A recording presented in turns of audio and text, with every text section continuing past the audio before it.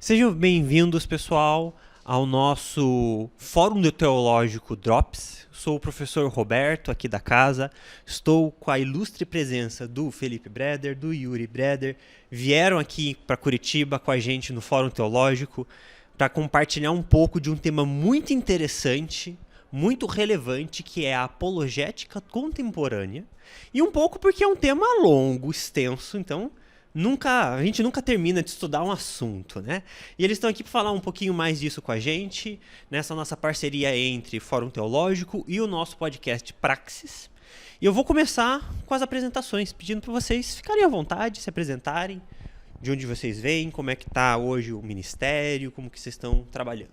Boa tarde, olá pessoal, eu sou Yuri Breder e estou agora morando em Maringá, né? Recentemente fomos para Maringá, sou pastor da Primeira Igreja Batista ali, mas antes eu era de Campo Grande, Mato Grosso do Sul, onde o Felipe mora também, e foi lá que a Escola do Discípulo começou, né? Começou como uma escola bíblica dominical para a igreja, né? O ensino totalmente presencial, mas por causa de algumas adaptações que nós fomos fazendo ao longo do caminho, foi surgindo a possibilidade de começarmos a entrar no YouTube e produzir conteúdos para a internet. E aí depois o Felipe vai falar mais sobre isso. Eu sou o Felipe Breder, estou ali como pastor de ensino na Primeira Igreja Batista em Campo Grande. E junto com o Yuri nós estamos aí na Escola do Discípulo há alguns anos. E depois que começou com o Ministério de Ensino na igreja, a gente começou a produzir conteúdos para a internet. A gente tem focado principalmente com exposições bíblicas, em expor a Bíblia inteira no YouTube, capítulo por capítulo. Nós temos vários conteúdos especiais, como documentários sobre a história da igreja, documentários sobre a apologética, que é o tema que a gente está conversando aqui hoje, muitos projetos legais lá. E a gente tem investido principalmente por uma igreja que seja intelectualmente robusta e espiritualmente vibrante. Essa é a nossa visão, nosso sonho, de ter uma igreja que ame estudar a Bíblia, que seja intelectualmente forte, robusta, mas que também seja vibrante, que também seja apaixonante. Isso que nós temos buscado. E é uma honra para a gente estar aqui, tanto no fórum e agora também fazendo esse pocket que você falou, né? Esse pedaço aqui com a gente. O professor Jetão aqui da casa, ele sempre fala, né? A nossa fé ela tem que ser inteligente. Então, quanto mais a gente puder minar os cristãos do nosso país com informação, com teologia, com inteligência, com conhecimento, porque não adianta ser aquela fé familiar. Meu pai era da igreja, eu também sou, então tá tudo certo. É importante que a gente entenda por que a gente acredita, em quem a gente acredita, né? Então, viver a teologia, eu sempre falo que é um privilégio poder, né, hoje aqui na Fabapar, viver de ensinar da teologia é um privilégio. Uma responsabilidade muito grande, mas é um privilégio. Eu imagino que o sentimento com a Escola do Discípulo seja um pouco disso, né? O alcance que tem, os feedbacks que a gente acaba recebendo de interagir com as pessoas, pesa um pouco na responsabilidade também, né? Então é legal estar aqui com vocês, o conteúdo que vocês disponibilizam é muito bom e é legal. Vamos aproveitar que vocês estão aqui e vamos entrar no nosso assunto, que é apologética, né? Começando do termo apologética, que é um termo aí sobre defesa, mas que tipo de defesa, né? Então, ontem nós começamos falando de algumas definições possíveis. E quando você caminha pelas definições de apologética que os autores mesmo dão, você vê que tem algumas diferenças por causa da ênfase apologética que cada um deles tem. Mas eu acho que o que define ou deveria definir a apologética para nós é um texto bíblico, que é um texto bíblico clássico dos apologetas, que é 1 Pedro 3,15, que diz assim: antes, santifiquem Cristo como Senhor em seu coração. Estejam sempre preparados para responder a qualquer pessoa que pedir a razão da esperança que há em vocês. A palavra-chave aqui desse versículo para nós é responder, né? Porque responder vem da palavra grega apologia, né? De onde nós entendemos, de onde nós trazemos apologia, né? Então, na verdade, a defesa da fé, eu acredito que seria melhor explicado, cumpriria melhor a função se nós enfatizássemos que a apologética é o ato de responder bem intelectualmente sobre a razão da nossa fé do que defender a nossa fé. Porque a simples defesa da fé, ela pode ser um pouco até beligerante, digamos assim. A gente está acostumado a ver ministérios de apologética e os símbolos são sempre assim, o escudo e espada, né? Parece que a pessoa está lá, é um cruzado, né? Eu tenho que defender a fé. Então a gente precisa nos lembrar que a fé ela está muito bem guardada, ela está muito bem protegida. O que nós devemos fazer é responder às pessoas que nos perguntam acerca da razão da nossa fé. Nós devemos responder a essa pessoa de modo inteligente, de modo compassivo, como Pedro continua dizendo no versículo 16, com boa consciência. Então eu acho que a apologética cristã é a tarefa que nós desempenhamos de responder às pessoas, responder às críticas que se fazem à igreja, responder às questões que o mundo levanta acerca da plausibilidade da crença cristã, da sua veracidade, da sua compatibilidade com a vida. Então, a apologética é responder ao mundo sobre o que é a nossa fé e sobre não só a racionalidade da nossa fé, mas a plausibilidade daquilo que nós afirmamos crer. Eu ia bem comentar das cruzadas. Quando a gente pensa nas cruzadas, elas dão essa impressão, né? Essa necessidade de levantar uma arma para fazer uma defesa ali no caso do órgão religioso, da fé, que era exatamente algo que os judeus acreditavam que Jesus faria, e Jesus veio mostrando que não era assim que seria feito, né? E ele traz uma nova compreensão. Exatamente. E o Yuri acabou de mencionar, Deus não precisa ser defendido. Jesus não precisa ser defendido. O Spurgeon falava que Jesus é como um leão enjaulado, que basta abrir a jaula, entendeu? Basta deixar que o leão saia, porque Jesus mesmo não precisa ser defendido. A apologética é a tarefa de responder à plausibilidade do cristianismo, que o cristianismo possui respostas melhores, que o cristianismo possui alternativas melhores. Essa é a grande tarefa da apologética, de explicar a plausibilidade da nossa fé, explicar a plausibilidade do cristianismo. Isso, evitar essa tarefa de defesa bélica, já é um bom passo. E também, uma vez que nós não estamos defendendo a fé, a gente também deve lembrar que nós estamos falando da plausibilidade da crença cristã, mas nós também não estamos interessados em provar, em argumentos que provem, porque, num certo sentido, muita gente que busca apologética busca argumentação. Busca o que eu devo responder quando eu me encontro com alguém que diz que não crê em Deus, ou que Deus não existe. Qual a resposta que eu dou para isso? Então, muita gente faz apologética como se fosse separar um conjunto de boas respostas e colocar aqui no meu banco de dados.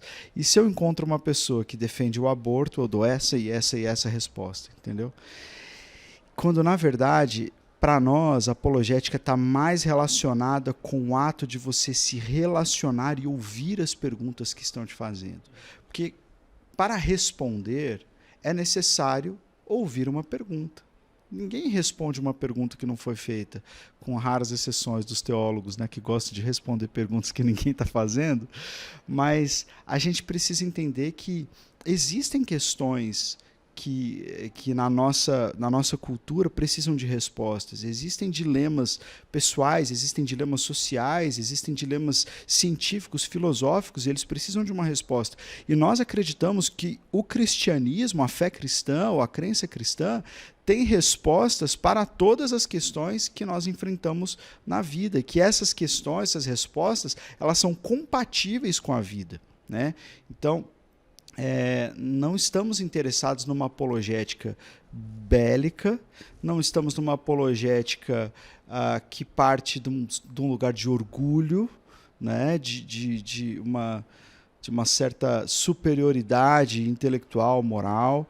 Não estamos interessados numa apologética que quer provar as coisas por A mais B, como se pela simples argumentação pudéssemos levar alguém a Cristo. Isso é um limite para a apologética. Exatamente. A apologética possui um limite. Ela é diferente da evangelização. Crer em Deus é um milagre. A fé é um milagre, é um dom que vem de Deus, como a própria Escritura nos revela. A crença em Deus, a fé é um dom que vem dele. A tarefa da apologética, portanto, é limpar o caminho, tirar alguns obstáculos para que o caminho fique livre à fé. Ou como uma ilustração que o Alistair McGrath faz, que eu acho muito interessante, que o evangelismo oferece o pão. A tarefa do apologeta é convencer que esse pão existe e ele é bom. O evangelismo oferece o pão e o apologeta, nós como apologetas, temos que argumentar que esse pão é real e que ele é bom. E isso abrirá o caminho para que a pessoa chegue ao evangelismo, chegue à fé. Perfeito. Estava pensando, né, nessa diferenciação então, do evangelismo, que é a apresentação, né, a exposição da fé, da cruz, da vinda de Cristo, com o ato da resposta, né? Então, a apologética a gente poderia considerar talvez uma segunda etapa. O evangelismo é o convite à fé. O evangelismo é o convite à fé. A apologética, ela limpa o caminho e ajuda a preparar esse evangelismo. O evangelismo é dizer que Jesus Cristo morreu pelos seus pecados e te oferece vida plena e vida eterna. O apologeta vai explicar o que é pecado. Por que você precisa desse resgate? Por que essa redenção é tão preciosa para nós? Ou por que essa narrativa cristã é superior a outras narrativas religiosas, né? Qual é a diferença das narrativas religiosas? O apologeta,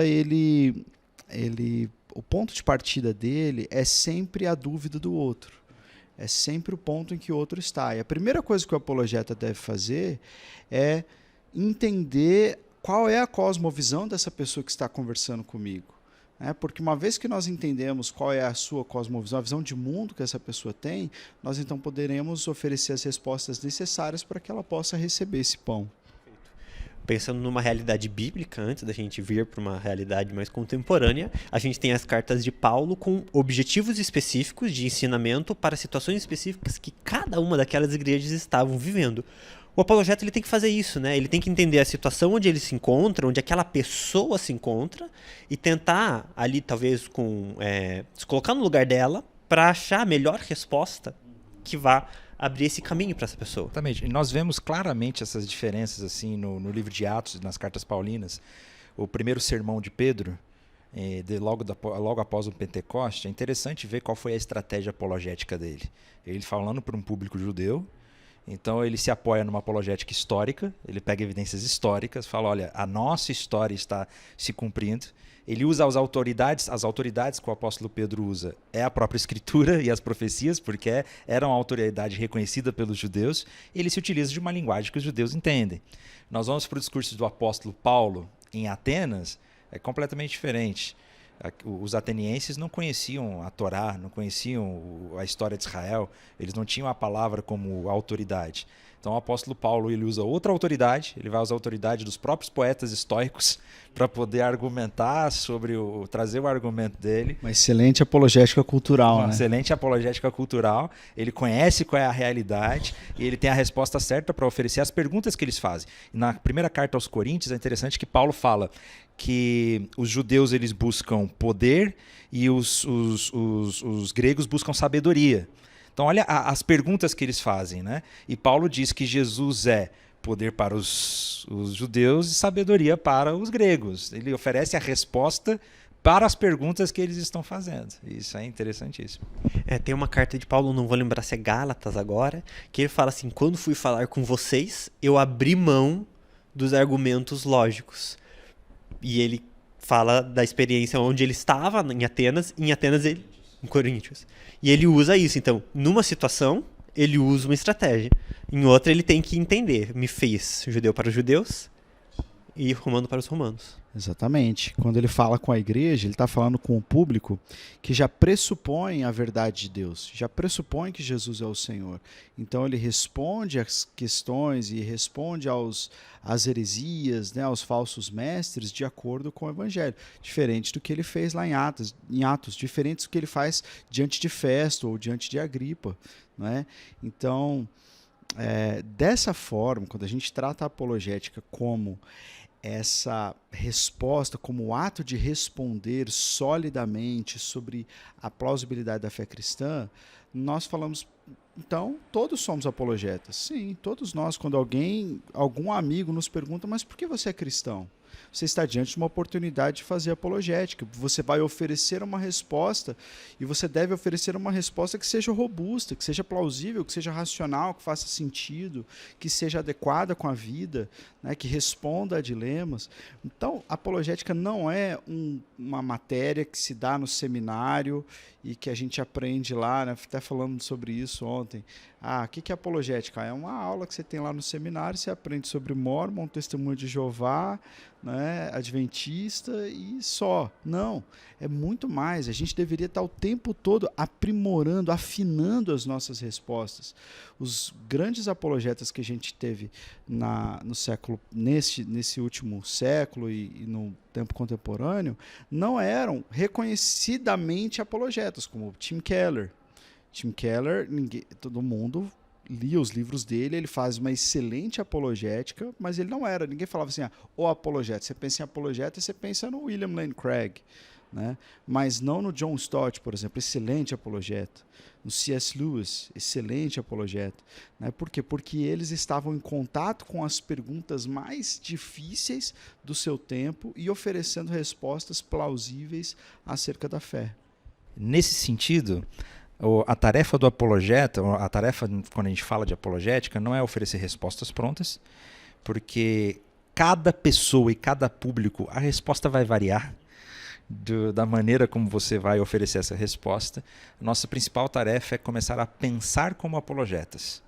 Isso exige prática, isso exige escutar, isso exige mais prática, e depois mais prática, e depois mais prática. De estar atento à nossa cultura, de estar atento às perguntas que estão fazendo, de estar atento aos dramas do coração humano. Mais do que ter respostas prontas, a gente precisa aprender a pensar como o cristianismo funciona e quais são as respostas que o cristianismo oferece, né, numa cosmovisão. Perfeito. Por muito tempo na história da igreja houve uma separação, né? O que o mundo vivia e o que a igreja vivia, né? O santo e o profano. Mas a gente sabe que a vida da igreja, ela não é separada da realidade do mundo, ela é dentro do mundo, exatamente para fazer essa diferença, né?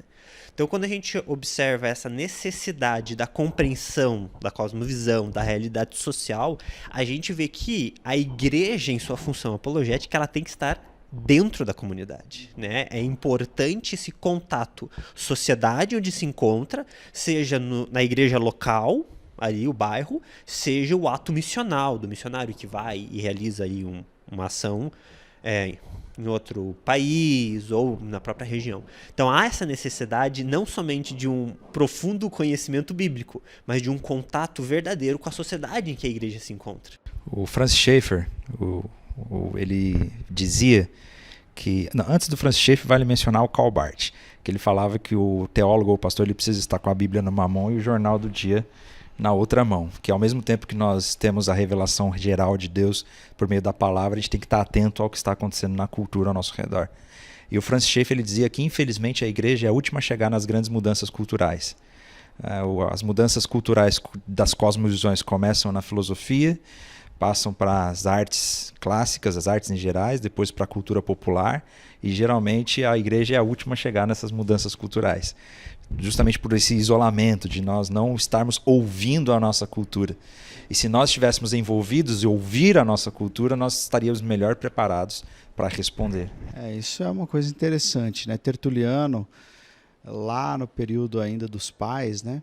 Ele fez aquela pergunta: qual é a semelhança ou o que há que Atenas tem a ver com Jerusalém, né? Que Atenas tem a ver com Jerusalém, né?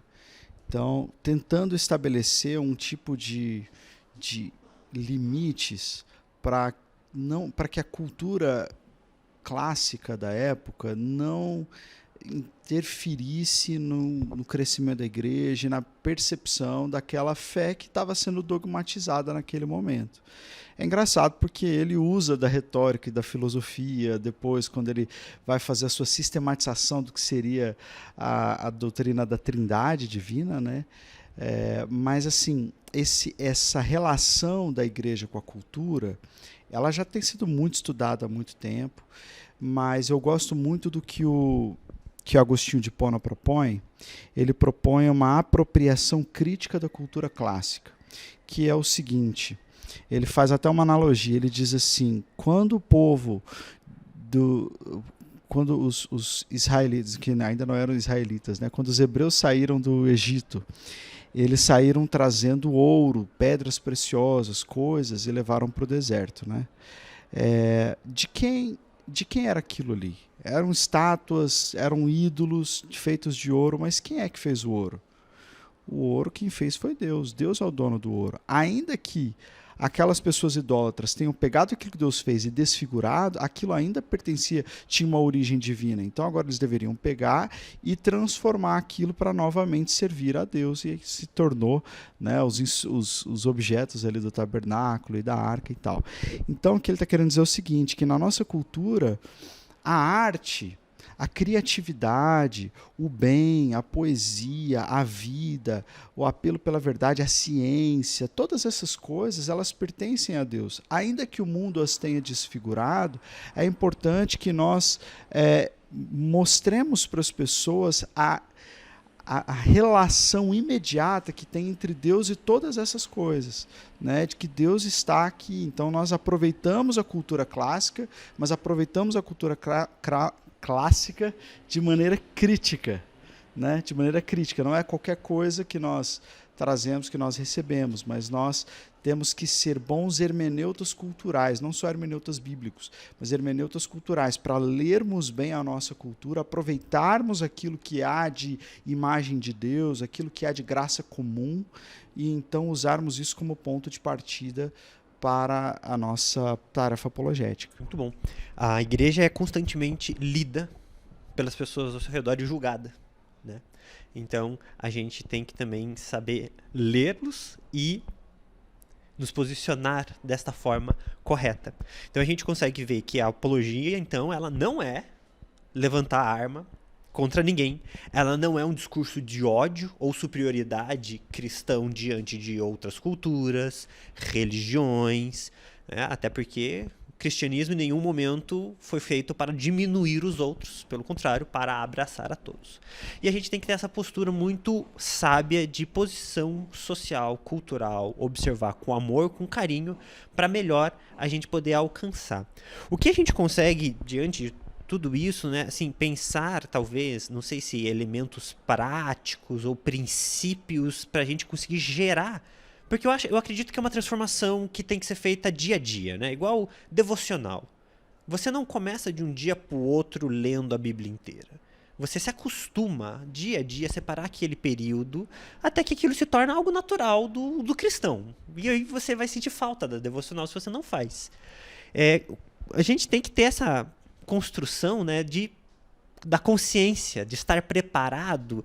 Teria alguma coisa talvez mais prática ou uma preparação mental que a gente precisaria ter para estar preparado para anunciar, para responder? O Yuri vai falar daqui a pouco sobre uma apologética generosa, mas tem algumas coisas que são importantes. Em primeiro lugar, nós precisamos conhecer muito bem a nossa fé.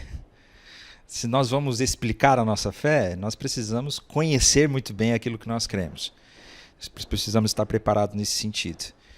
Ouvir a nossa cultura, o nosso tempo, ouvir as pessoas, ter um ouvido generoso. Eu gostei muito do que você falou ontem, que tem muita aula de oratória, mas pouca de escutatória, né? Seria bom se a gente começasse a escutar as pessoas. E como pensar apologeticamente, o Alistair McGrath, que é um dos grandes apologéticos que a gente tem hoje também, e ele vai dizer que é praticar, praticar e praticar. É a experiência mesmo que faz com que a gente comece a pensar apologeticamente, inclusive ler a Bíblia apologeticamente. de interpretar a Bíblia pensando não só o que essa palavra grega tem a ver aqui com essa época para Paulo, mas a pensar como esse texto responde às questões que existem hoje na cultura, né? Começar a ler a Bíblia buscando essas respostas apologéticas. Não tem um atalho, né? É realmente questão de ter hábito de praticar, praticar e praticar. É isso aí. Olharmos para a história e vermos que a apologética, essa tarefa, não começou ontem. Paulo fez isso, Pedro fez isso, João fez isso. João faz uma apologética no início da sua primeira carta, dizendo, olha, aí aquilo que nós estamos falando, nós ouvimos, nós pegamos, nós tocamos com as nossas mãos. Tipo, nós não estamos falando de algo que foi uma mera ideia. Né? Quando Paulo está diante de Festo, ele fala assim, olha, essas coisas, a ressurreição de Jesus, não aconteceu num canto. Pode ir lá em Israel perguntar para todo mundo, está todo mundo sabendo. Né? Então, assim, eles fizeram isso. Na história da igreja, Justino Mártir foi um apologeta muito importante. Orígenes foi um apologeta muito importante. Tertuliano foi um apologeta muito importante. Tertuliano criativo demais, porque como ele era um advogado, um excelente advogado, ele defendeu a igreja de algumas formas até curiosas, né, que não se tratavam de responder com argumentos da fé. Em alguns momentos da história, onde não havia edito de perseguição imperial aos cristãos, mas havia perseguição imperial aos cristãos, ele se levantou e defendeu os cristãos para o imperador, dizendo, olha, é errado perseguir os cristãos, gastar o dinheiro com as tropas, indo de cidade em cidade procurando os cristãos, se não há uma lei para isso. Isso é mau uso de recurso público. E ele conseguiu que realmente a perseguição por um tempo cessasse, porque ele não só estava olhando para os argumentos bíblicos para que os cristãos não fossem perseguidos, ele viu que a perseguição ela estava acontecendo de maneira ilegal de acordo com as leis do Estado. Olha como isso é importante para ler a cultura, né? Então, durante a história, você tem, né, mais para frente, C.S. Lewis, Chesterton, Tim Keller, esses caras. Para você começar, chama esses caras para sua companhia. Começa a ler livros que tratem dessas questões, como Deus na Era Secular, do Tim Keller, como A Fé na Era do Ceticismo. O Cristão na Sociedade, do John Stott, o Cristão na Sociedade Contemporânea. O Cristão na Sociedade Pluralista, do Leslie Newbegin, a Apologética Cultural, do Paul Gould. Esses livros estão cheios de conhecimento acumulado que você não precisa ter que construir as suas respostas sozinhos. Né? Então, Paulo fala isso lá em Efésios capítulo 3, né? Que nós, arraigados e ligados profundamente em amor, nós, juntamente com todos os santos, conhecemos a plenitude de Deus. Isso para mim é muito forte, que nós conhecemos a plenitude de Deus juntamente com todos os santos. Então nada se faz sozinho. Existem outros santos ao longo da história que podem nos ajudar nessa tarefa. E segunda coisa, além de se juntar a essas pessoas, conhecer a história da igreja, a história da teologia, é você fazer perguntas. Tentar se engajar em diálogo com quem tem uma crença diferente da sua. Porque eu vejo muito crente falando sobre as questões de um casal LGBT e tal, e nós precisamos falar sobre isso. Minha pergunta é, quantos casais LGBT você conhece? Você consegue dar nome para eles? Você já recebeu eles na sua casa? Você já ouviu qual é o dilema deles? Qual a pergunta que eles fazem para você? Ah, não. Então a gente está, perdendo a chance da gente se envolver generosamente na vida daqueles que a gente quer responder. Porque, no final das contas, a gente quer responder essas pessoas porque nós amamos essas pessoas. Não porque nós amamos a teologia cristã e a gente quer que ela prevaleça. A gente ama as pessoas e a gente quer que elas sejam salvas. Então, não dá para a gente fazer isso num lugar seguro, distante delas. A gente precisa ir lá. O Paul Tillich falava sobre essa teologia da fronteira, né? Que o apologeta ele vive nessa fronteira, ouvindo o que se diz do lado de fora. E é um lugar de muita riqueza, as fronteiras, né? Elas são lugares normalmente de muita riqueza, de muito comércio, de muita riqueza cultural, né? Por causa dos povos e tal. Mas é um lugar, às vezes, perigoso. Então o apologeta ele tem que ser corajoso. Corajoso para ouvir, por exemplo, gente que tem argumentos que são extremamente ofensivos à sua fé. E ele poder ouvir isso e falar, tudo bem, é assim que você crê, mas tudo bem, posso te oferecer uma resposta quanto a isso? Não se ofender, não levar para o lado pessoal. Então, o bom apologeta, ele também tem que ter o coração no lugar, saber que ele não é o salvador da cristandade, ele está ali para amar uma pessoa e oferecer respostas a ela. E ter muita humildade, né? Eu estava no Twitter hoje, ou no X, né? Aí tem que ser Twitter, gente.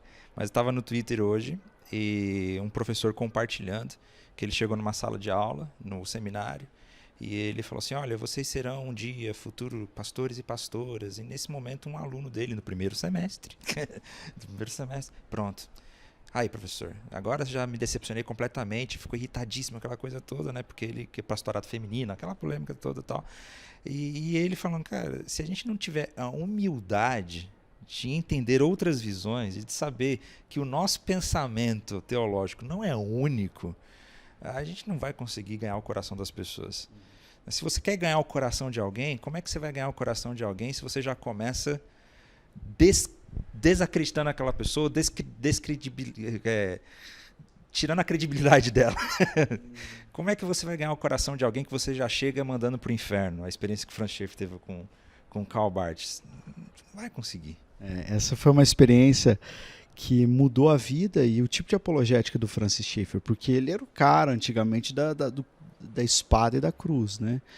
E é muito agressivo, junto com um grupo de teólogos americanos, Cornelius Van Til, o pessoal ligado a alguns seminários presbiterianos.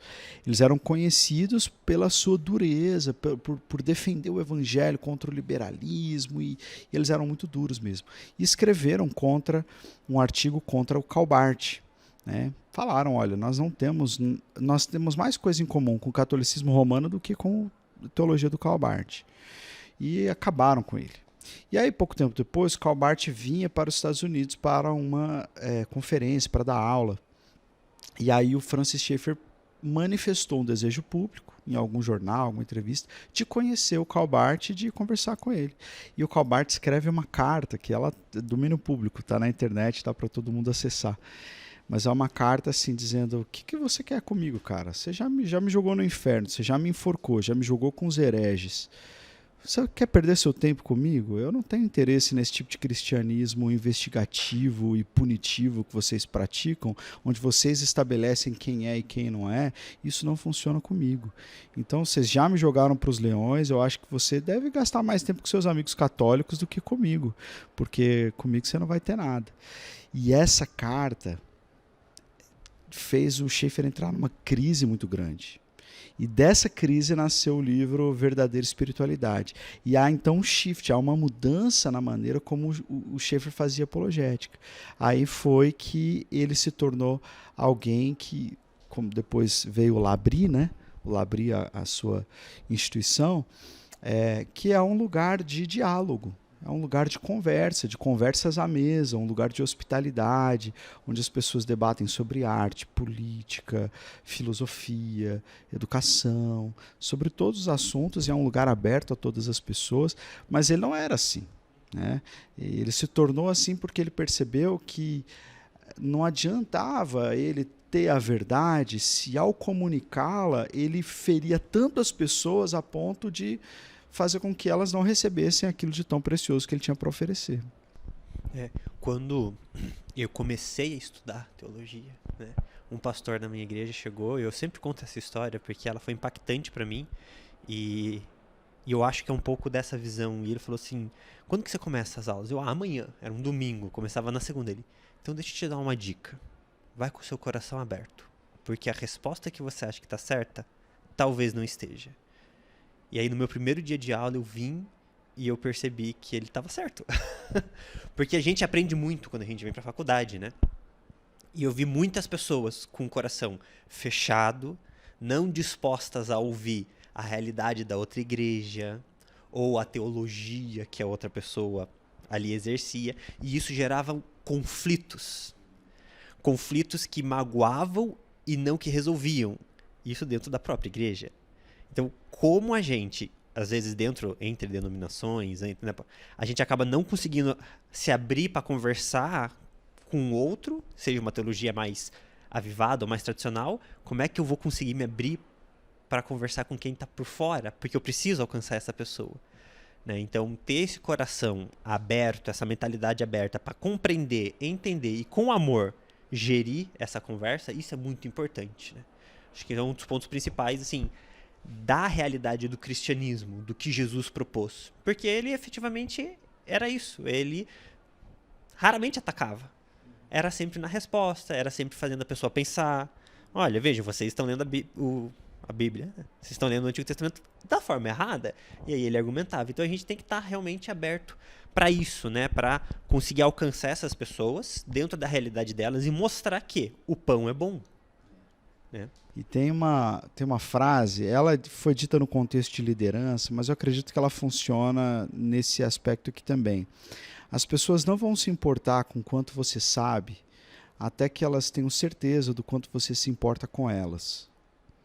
Então, a apologética generosa é você se inclinar a outro ser humano e mostrar para ele o quanto você se importa com ele. E o fato de que muitas vezes a gente faz isso com pessoas que não são crentes, que têm uma vida totalmente diferente daquilo que nós pregamos que é o certo, mas ainda assim nós insistimos em amar essa pessoa, isso quebra barreiras para que então elas ouçam o que a gente tem a dizer. A gente tem que lembrar da frase desse cara aqui, do Anselmo de Cantuária, né? Que diz que a gente não compreende para depois crer. A gente crê para depois entender. Então, levar alguém à fé é levar alguém a Cristo, levar alguém a uma pessoa, fazer essa ponte relacional. A apologética generosa começa logo no versículo depois de 1 Pedro 3,15, que é 1 Pedro 3,16, que fala que nós devemos responder, mas fazer isso como? De boa consciência, de maneira branda, com bom procedimento, para que aqueles que nos acusam falsamente se sintam envergonhados daquilo que eles falam contra nós, de tão bondosos que nós somos, de tão mansos que nós somos. Então, assim, eu acho que essa é a parte que muitos apologetas das cruzadas contemporâneas não entendem, porque o comportamento está totalmente inadequado. Você tem ortodoxia, mas você tem uma péssima ortopraxia e uma péssima ortopatia, porque não há amor sincero, né? Então, quando nós amamos, nós praticamos essa apologética generosa, que é a apologética do encontro, é a apologética que se importa em ouvir, que entende que as coisas não são só questões de argumentos, elas são questões existenciais, né? Então, isso faz da tarefa apologética, para mim, apaixonante, porque eu posso... Para mim, como apologeta, é muito lindo quanto mais eu estudo, eu falo, o evangelho faz sentido, o evangelho tem resposta para isso, o amor de Deus cura todas as coisas, a cosmovisão cristã já mostrou isso. Então, e ter essa experiência de conduzir pessoas a, né, superarem esses obstáculos é maravilhoso. E eu acho que também como ponto de partida, né, ponto de vista prático, estudar sobre cosmovisão cristã. Que a cosmovisão cristã, ela trata de pressupostos. O argumento, ele vem depois do pressuposto. Então, se você tiver bons pressupostos de criação, queda, redenção, consumação, estes pressupostos vão dar base para você construir as suas respostas mais tarde, né? Então, é como você, sei lá, é você fazer o bolo antes da cobertura, né? A cobertura só existe depois do bolo. Então, primeiro você precisa fazer o bolo, você precisa conhecer a cosmovisão cristã muito bem. E aí depois tudo fica fácil. Eu fico fazendo alguns comparativos, porque eu gosto de sempre tentar identificar elementos novos com elementos familiares. E aí eu consigo fazer os comparativos, né? Então, como a gente já teve essa conversa sobre o Evangelho, e a apresentação do Evangelho, da mesma forma, eu acho que eu consigo ver muito bem fixo aquilo, né? A vivência cristã. Conhecer, o Deus, a qual a gente segue, a gente acredita, a cruz de Cristo, ela é automático no ritmo que a gente se entrega, que a gente vive esse cristianismo, a gente compreende, a gente se apaixona, as respostas virão. Né? A gente vai se entregando porque você começa a ler um livro, aí você lê outro, aí você lê isso, aí você volta para a Bíblia, aí a Bíblia está diferente. E é apaixonante, porque a vida com Deus é apaixonante. Né? Quando a gente pega o conceito de Missio Dei, essa missão, essa grande missão de Deus que começa no Gênesis e mostra em Jesus na cruz todo esse objetivo, essa vontade de Deus de salvar o mundo, e a gente percebe que a gente pode ter parte nisso, e que as respostas, a forma como a gente vai tratar outra pessoa, a forma como a gente vai expor o evangelho para essa pessoa, pode ser decisivo para que ela também possa experimentar essas bênçãos. Eu me pergunto como não fazer isso? Como não querer ser parte desse processo? Como não querer ter a oportunidade de expor, de responder? Né? Eu acho que faz parte de ser cristão, querer expor o cristianismo. Eu acredito que você está coberto de razão, porque quando nós falamos de evangelismo e a gente fala de compartilhar a nossa fé, a gente fala essencialmente de uma relação crescente com Deus, de uma relação crescente com a compreensão de quem nós somos, das nossas limitações, e uma relação crescente do próximo. Né? Então, sem dúvida, isso é um processo apaixonante que nos faz crescer e amadurecer muito. Eu gosto muito de uma ilustração que nos ajuda muito a como fazer apologética, como oferecer boas respostas, né? Eu não sei de onde que eu vi essa ilustração, quem fez primeiro, se é uma história real ou não, mas de uma entrevistadora que foi fazer uma entrevista com o gerente de um banco. E ela perguntou para o gerente de um banco qual era o treinamento que eles davam para que os funcionários identificassem as suas notas falsas. E ele disse, não existe esse tipo de treinamento. Eu falei, como assim não existe? Como é que vocês identificam a nota falsa? Não, os nossos funcionários são muito bem treinados para identificar as notas verdadeiras, as características das notas verdadeiras, né, que toda nota tem. E eles são tão bem treinados e acostumados com as notas verdadeiras que no momento que eles pegam uma nota falsa, eles percebem que aquela nota é falsa. Então, a melhor maneira de a gente construir uma boa apologética é conhecendo muito bem a nossa cosmovisão cristã. Porque quando a gente conhece muito bem a nossa cosmovisão cristã e que ela oferece as melhores respostas para a vida, como C.S. Lewis falava, que ele cria no cristianismo, como ele acredita que o sol vai nascer amanhã, mas não porque ele vê o sol, mas por meio dele ele consegue enxergar todas as coisas, a cosmovisão cristã nos traz a melhor maneira de enxergar o mundo, de entender a realidade. Quanto mais aprofundado nós estamos numa cosmovisão cristã, nós identificaremos as falsas cosmovisões com muita facilidade. E a gente vai conseguir oferecer melhores respostas e as respostas da melhor maneira possível. E vale lembrar que a gente está apoiado em ombros de gigantes. Então, a galera que está assistindo a gente, que tem alguma dúvida apologética específica, que eu sei que hoje nós não entramos nesse assunto, né? Problema do mal, aborto, existem diversas questões apologéticas na nossa cultura. Mas seja qual for a questão apologética que talvez você tenha dúvida, já existe alguém que já escreveu sobre isso, já respondeu sobre isso na história, entendeu? Nós estamos apoiados em ombros de muitos gigantes que nos ajudam nessa tarefa. Perfeito. Quando você estava falando sobre isso, né, sobre conhecer esses apologetas, né, não é uma batalha que a gente está sozinho. Né? Ninguém é Elias achando que está sozinho. Não precisa. A gente tem aí a história da igreja e eu sinto que às vezes há um certo preconceito por certos momentos da história da igreja, que a gente tem que entender que todo momento ruim existem as coisas boas também. Então a gente pode ir nos pais da igreja, a gente pode ir dentro de uma teologia, tipo, você pode pegar a coisa do Lutero, vai ter coisa dele que você vai concordar e coisa que você não vai concordar, mas tem coisa boa. Então a gente tem que reconhecer, aprender a identificar, se apoiar nas suas lideranças, com certeza, dentro da sua realidade de igreja, né? Então, vai no seu pastor, quero estudar apologia, me ajuda. O que o senhor sabe sobre isso? Então, a igreja é uma grande comunidade, é uma igreja. Então, a gente está junto nisso. Eu acho que é importante ninguém achar que está sozinho. Ninguém achar que só eu, na minha cidade, quero defender a minha fé. Não, estamos juntos. E eu quero agradecer. Agradecer porque, realmente, foi só um pouquinho de tudo que se pode falar sobre apologética, porque é muito conteúdo. Eu quero agradecer por essa conversa boa, que dá vontade de ficar conversando mais. Quem sabe outra oportunidade a gente conversa mais, pega um tema específico né? E entra. Agradecer o pessoal que está assistindo a gente. Vocês podem deixar comentários, dúvidas, perguntas. Podem acessar também o Escola de Discípulo, que tem conteúdo lá sobre isso, com certeza. Temos um documentário só sobre apologética. Na verdade, já é com algumas questões apologéticas, tentando trazer algumas respostas. Mas vale a pena, então, trazer algumas recomendações, né, sobre apologética. Você pode começar com a Apologética Pura e Simples, do Alistair McGrath.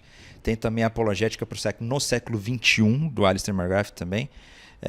A apologética cultural que você disse. Tem a Cultural Apologetics, ainda não veio para o português, do Paul Gould. Tem a Apologética Contemporânea, do William Lane Craig. Tem uma teologia sistemática, descrita do ponto de vista de um apologeta, que é a do Alistair McGrath. Teologia histórica, filosófica e sistemática. Muito boa, excelente para ver o desenvolvimento de alguns apologetas e do pensamento, né? Um livro chamado E Agora Como Viveremos, da Nancy Pearcey. Tem o Verdade Absoluta, da Nancy Pearcey também. O Como Viveremos, do Francis Schaeffer.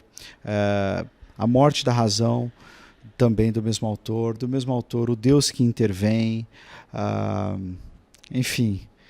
Sobre algumas questões contemporâneas, né? Timothy Keller, Deus na Era Secular, Fé na Era do Ceticismo, são 2 materiais muito bons. E tem muita coisa boa aí. E para quem está no campo das ciências, né, está na faculdade e quer conhecer um pouco mais de pessoas que não são teólogos necessariamente, mas são cientistas cristãos ou filósofos cristãos, o pessoal da ABC2, da Associação Brasileira de Cristãos na Ciência, você pode clicar, né, ABC2 lá no Google, você vai achá-los. Eles têm um sem número de conteúdos ali, entre artigos, livros publicados, entrevistas, né, com gente muito boa, cristã, e que vale muito a pena conhecer. Informação, conteúdo, dados, tem. A igreja, a gente só tem que ir atrás, né? Gente, de novo, obrigado. O pessoal que está assistindo, ficou curioso? Vai lá, assiste o Fórum Teológico que está disponível no YouTube da Fabapar e fiquem juntos com a gente para mais conteúdo, para mais conversa teológica boa, para que a gente possa servir o nosso Deus da melhor forma possível. Fiquem com Deus. Deus abençoe. Até mais.